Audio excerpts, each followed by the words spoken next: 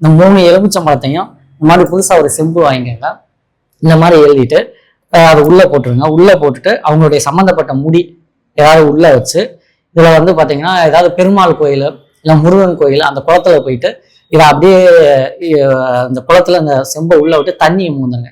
தண்ணி ஃபுல்லாக மூந்துட்டு இதில் கொஞ்சம் துளசி இலை ஒரு 3 இலை இல்லாட்டினா ஒரு 5 இலை இதை அப்படியே போட்டுட்டு உங்கள் வீட்டு பக்கத்துலேயோ உங்கள் ஊர் பக்கத்தில் அருகாமையில் உள்ள ஒரு விநாயகருக்கு அந்த தண்ணியை கொண்டு போய் விநாயகருடைய பாதத்தில் ஊற்றி எலுமிச்சம்பழத்தோட சேர்த்து ஊற்றி அபிஷேகம் பண்ணுற மாதிரி பாதத்தில் ஊற்றிட்டு வந்துட்டீங்கனாலே எவ்வளோ பெரிய சண்டை போட்டு புரிஞ்சு போயிருந்தாலும் சரி, எவ்வளோ பெரிய மனஸ்தாபம் இருந்தாலும் சரி, அவங்க வந்து ஒன்று சேர்ந்துருவாங்க.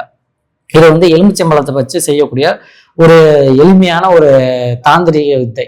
இதை பயன்படுத்தி எல்லாரும் உங்களுடைய வாழ்க்கையை நல்ல முறையில் அன்பானதாகவும் அந்நுண்ணியமாகவும் நீங்கள் மாற்றி பயன்பெறலாம்.